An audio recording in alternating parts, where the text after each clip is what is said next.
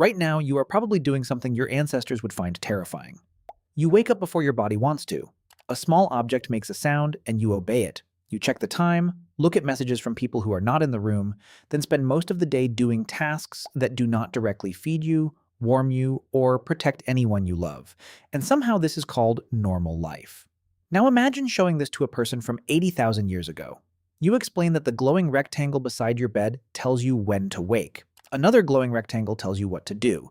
You sit still for hours, even when your body wants to move.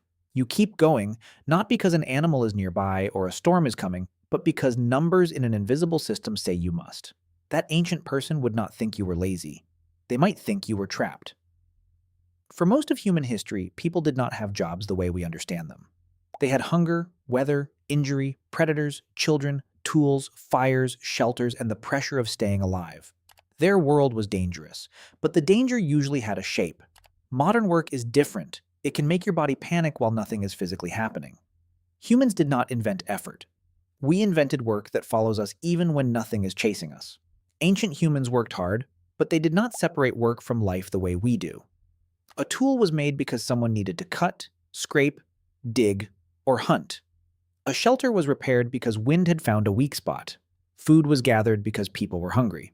Fire was protected because darkness was dangerous. There was no special category called a job. There was only life demanding attention. This is why the modern idea of free time would have sounded strange.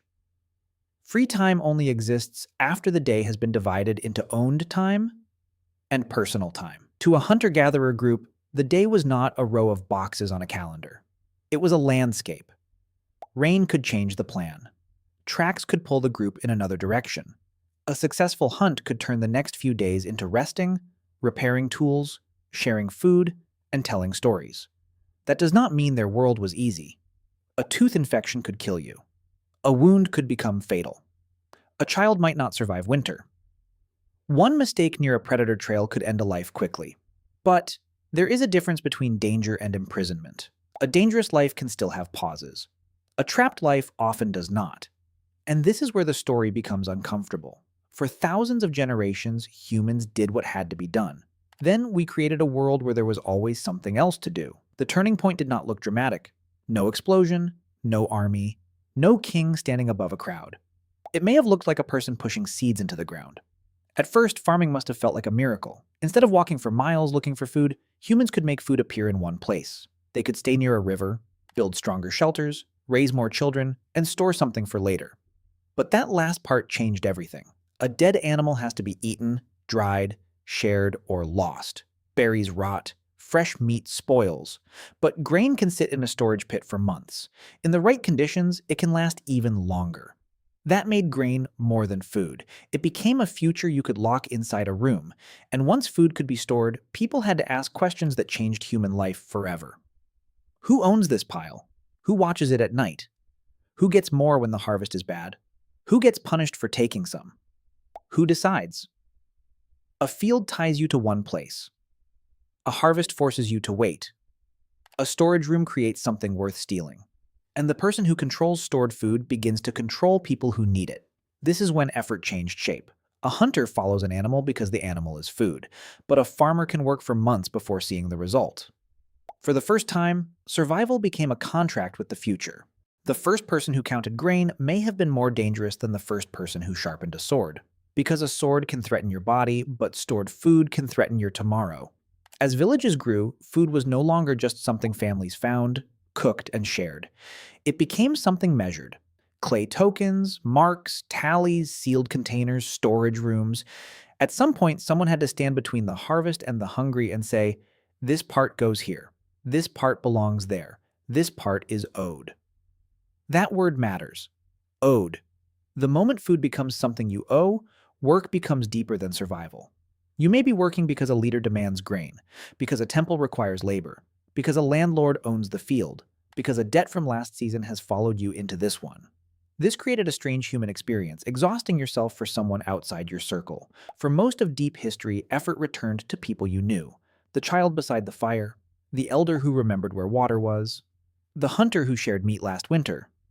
But in larger settlements, labor could travel upward. A person could dig, carry, plant, harvest, and still watch the reward move away from them. That is where work stopped being only a response to need. It became a structure. Picture a farmer near the end of a bad season. The field is not fully his. The grain he grows is already promised before it exists. Some will go to the people who control the land. Some may go to a temple. Some may be taken as tax. Some must be saved as seed for next year. So when his back hurts, he cannot simply stop. When the sun is too hot, the field does not care. When his child is hungry, the harvest is still weeks away. This is a new kind of pressure. A hunter can fail, and the failure is immediate. The animal escapes. The group goes hungry. Everyone knows what happened, but a farmer can fail slowly. A little less rain, a few more insects, a debt that grows quietly, a storage room that looks full, but not for him. That slow failure is one of civilization's hidden inventions. It created people who were surrounded by food, but still afraid of hunger. People who lived near walls, roads, markets, and temples, yet had less control over their own time than their ancestors on the move. And the strangest part is that many of them probably did not notice the trap closing. It happened across generations. The grandfather remembered moving more freely. The father remembered the village smaller. The son was born into fields, rules, payments, and boundaries. That is how a cage becomes invisible. You build it slowly enough that people call it life. For thousands of years, even after farming, work still had a connection to the natural world. The sun mattered. The season mattered. Rain, drought, winter, and harvest shaped what a person could do. Then time itself became stricter. Early clocks were not made so ordinary people could manage their morning routine. They belonged to towers, monasteries, cities, and bells. They told groups when to pray, gather, begin, stop, return, obey. Slowly, humans learned a new fear. Being late.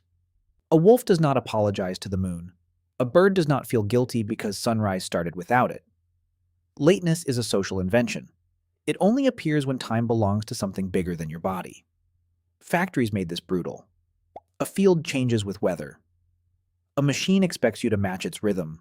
The whistle blows, and the day begins whether you slept well or not. The line moves, so your hands move. The shift ends when the clock says so, not when your body has given enough. This is where modern work took its familiar shape. Hours became units. Wages became the price of those units. A person's day could be sliced, counted, bought, and compared. The old world had danger. This new world had measurement. And measurement made obedience look scientific. For a while, work still had walls. The field was outside the home. The workshop had a door. The factory had a gate. The office was a place you entered and left. Even when the work was hard, distance protected a small piece of the mind. Then, humans made work portable. At first, this looked like freedom. A laptop meant you could work anywhere. A phone meant you could answer quickly. A calendar in your pocket meant you would never forget. A message could cross the planet in seconds. But every convenience removed a boundary. The office followed people into their bedrooms. A boss could enter dinner through a notification. A client could reach someone during a walk, a birthday, or a night of bad sleep. The body might leave work, but the nervous system stayed available. This is very new. Your ancestors could be afraid at night, but they usually knew what kind of fear it was. A sound outside the firelight, a storm moving through trees, a sick child breathing strangely beside them.